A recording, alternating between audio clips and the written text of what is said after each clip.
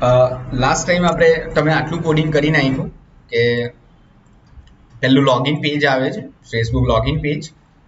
એની અંદર કોડિંગ એવું કર્યું છે કે જો 1 2 3 4 5 6 મેચ થાય તો તમે એને લોગઆઉટ વાળા મતલબ હોમ પેજ પર રીડાયરેક્ટ કરી દીધું. ઓકે, અને લોગઆઉટ પર જ્યારે તમે ક્લિક કરો છો તો કરંટ પેજને બંધ કર્યું અને આપણે પાછું લોગિન વાળા પેજ પર રીડાયરેક્ટ કરવાનું ને એ બાકી છે. જસ્ટ ખાલી પોપ જ કર્યું, પાછું લોગિન પેજ પર જવું જોઈએ. ઓકે, સો હવે આ પરફેક્ટ ચાલશે. સી તો આટલેથી તમે 1 2 3 કર્યું, 4 5 6 કર્યું, લોગિન કર્યું, લોગિન પેજ થઈ ગયું, લોગિન થઈ ગયા, લોગઆઉટ કર્યું એટલે પાછું હોમ પેજ આવી ગયું. પોપ એટલા માટે લઈ ગયું, બેક કરો એટલે પાછું પેલું પેજ નહીં આવે. બરાબર, ચાલો હવે પાછું આપણે આને રન કરીએ. ઓકે, લોગિન પેજ આવે છે, 1 2 3 4 5 6 કરીને લોગિન કરી દીધા. બરાબર, હવે મેં એપ બંધ કરી દીધી અને ફરીથી એપ રન કરાય. તો મેં તો ઓલરેડી લોગિન કરેલું હતું તો પણ આ લોગિન પેજ જ આવ્યું, આવું નહીં આવે. બરાબર, સો એ હમણાં કોડિંગ આપણે સેલ્ફ રેફરન્સથી કઈ રીતે બેસાડશું તે જોઈએ. તો સિમ્પલ આપણે એના માટે એવું કરીએ કે જ્યારે તમે લોગિન સક્સેસફુલ થાવ છો, એટલે તમે લોગિન સક્સેસફુલ થાય ત્યારે આપણે યુઝરના ફોન મેમરીમાં એક વેલ્યુ સ્ટોર કરી. તો એના વેલ્યુ સ્ટોર કરવા માટે સેલ્ફ રેફરન્સનો પહેલા તો ઓબ્જેક્ટ બનાવવો પડે. ref equals to await sherd reference dot get instance. Okay, ચલો await ની કઈ એરર આવી? આખું સેટ સ્ટેટમાં લખવાનું કામ નથી. આખું સેટ સ્ટેટમાં શું નામ લખ્યું? સેટ સ્ટેટ આટલે લખેલું. સેટ સ્ટેટ જ્યારે સ્ટેટ મેન્ટેન કરવાનું હોય તો જ યુઝ થાય. આ તો આપણે આખું લોજિક કરીએ છીએ. ઓકે, સો જ્યારે તમે લોગિન સક્સેસફુલ થાવ છો, લોગિન જ્યારે સક્સેસફુલ થયા ત્યારે આપણે એક સેટ રેફરન્સ બનાવ્યું અને સેટ રેફરન્સમાં આપણે એક વેલ્યુ સ્ટોર કરી દીધી. સી તમે જે કીધું હતા, સેટ સ્ટ્રિંગમાં સ્ટ્રિંગ વેલ્યુ સ્ટોર થાય, ઇન્ટીજર સેટ ઇન્ટીજરમાં ઇન્ટીજર વેલ્યુ લાઈક 1 2 10 એવી વેલ્યુ સ્ટોર થાય. બુલિયનમાં ટ્રુ અને ફોલ્સ સ્ટોર કરાવી શકો. ડબલની અંદર તમે સ્ટોર કરાવી શકો પોઈન્ટ વાળી વેલ્યુ, અને સ્ટ્રિંગ લિસ્ટની અંદર તમે મલ્ટિપલ સ્ટ્રિંગ સ્ટોર કરાવી શકો. આનો ડેમો આપણે પછીથી કરશું. ઓકે, તો અત્યારે તમારે સ્ટ્રિંગ સ્ટોર કરાવી છે. સો સેટ સ્ટ્રિંગ એનું નામ લાઈક ઇઝ લોગિન, કોઈ પણ કી નામ આપી શકો ને એઝ અ વેલ્યુ તમે વેરિયેબલ પણ પાસ કરી શકો. લાઈક અમે વેરિયેબલ સ્ટોર કરાવી દીધું. ઓકે, મોબાઈલની જે પણ વેલ્યુ હશે તે સ્ટોર કરાવી દીધી, યા તમે આટલે સ્ટેટિક લખી દો કે યસ. તો જેવું લોગિન સક્સેસફુલ થાય છે ત્યારે આપણે યુઝરના ફોન મેમરીમાં એક વેલ્યુ સ્ટોર કરાવી દીધી. ઓકે, આટલું સમજમાં આવ્યું? આ વેલ્યુ ખાલી સ્ટોર કરી. નાવ જ્યારે લોગ આઉટ કરે છે ત્યારે એ વેલ્યુને પાછી આપણે ડિસ્ટ્રોય કરી દીધી, બીકોઝ એકવાર લોગ આઉટ થઈ ગયો તો પછી તે વેલ્યુ સ્ટોર કરવાનો કોઈ મતલબ જ નથી. ઓકે, તો જ્યારે લોગ આઉટ કર્યું ત્યારે પ્રેફરન્સને આપણે ક્લિયર કરી નાખ્યું, સેટ રેફરન્સમાંથી બધી વેલ્યુ કાઢી નાખી. ઓકે, સો આટલું અત્યારે કોડિંગ કર્યું છે. જસ્ટ આટલું ચેક કરીએ, હજુ પણ પેલું કોડિંગ તો બાકી. આ તો જસ્ટ ખાલી આપણે વેલ્યુ સ્ટોર કરાવી. ઓકે, જોઈએ રન થાય છે કે નહીં. તો 1 2 3 4 5 6 લોગિન, પરફેક્ટ, લોગ.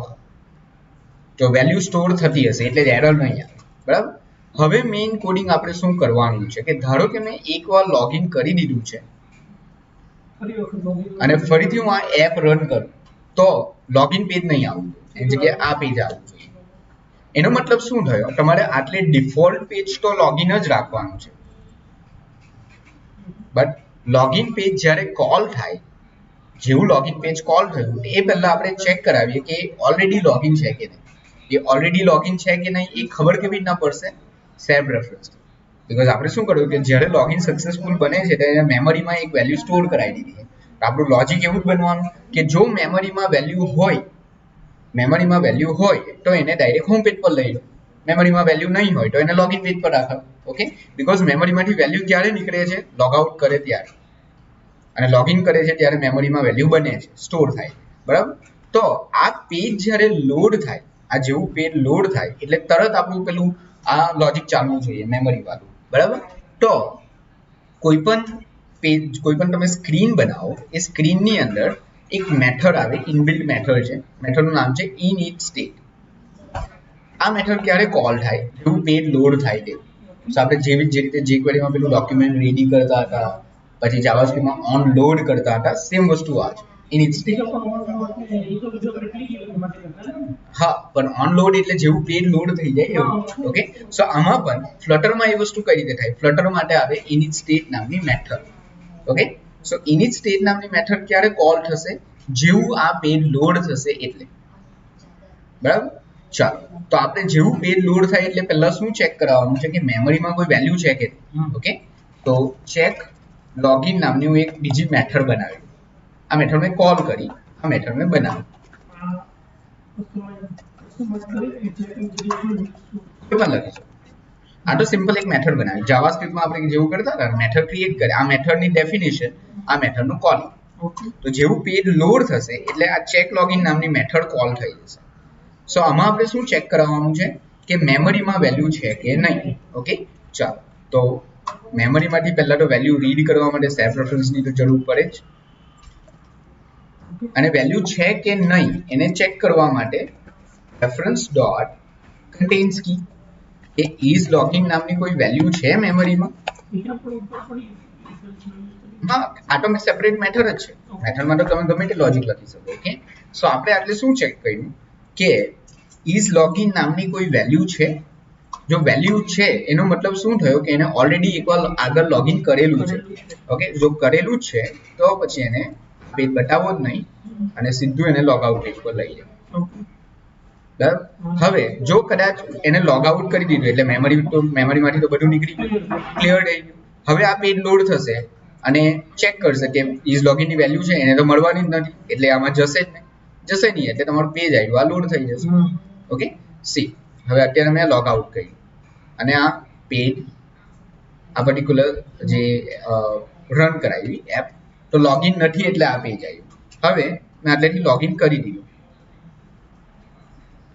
હવે પાછી હું એપ્લિકેશનને રન કરાવું છું તો લોગિન પેજ નહીં આવું, નહીં આવ્યું. બરાબર, ઇવન તમે સ્ટોપ કરી દો, બંધ કરી દો એપ અને પાછી એપને રન કરાવો, કેમ કે એપ બંધ કરે તો મેમરીમાંથી કંઈ નીકળી નહીં જાય. મેમરીમાં તમારે સ્ટોર છે, તમે ઓલરેડી લોગિન કરેલું જ છે.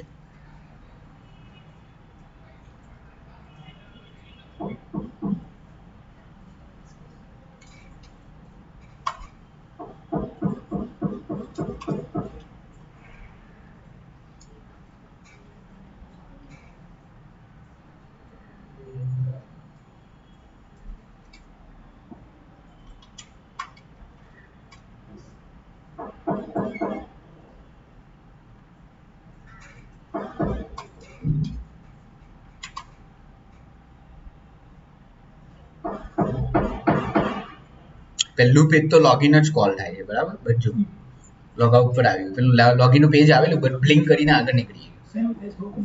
ફેસબુકમાં ખાલી ફેસબુકમાં પેલું બ્લિંક નથી થતું. એ બ્લિંક કઈ રીતે કરવાનું એ પણ જોઈશું આપણે. બટ હવે મેં એકવાર લોગ આઉટ કરી દીધું, એપ બંધ કરી દીધી અને પાછી એપ સ્ટાર્ટ કરી. તો હવે લોગ આઉટ કરી દીધું છે એટલે પાછું હોમ પેજ નહીં આવવું જોઈએ, હવે લોગિન આવવું જોઈએ. ઓકે, કેમ કે હવે એને મળવાનું જ નથી ઇઝ લોગિનની વેલ્યુ, એટલે સીધું આ પેજ લોડ કરીને આપી દેશે.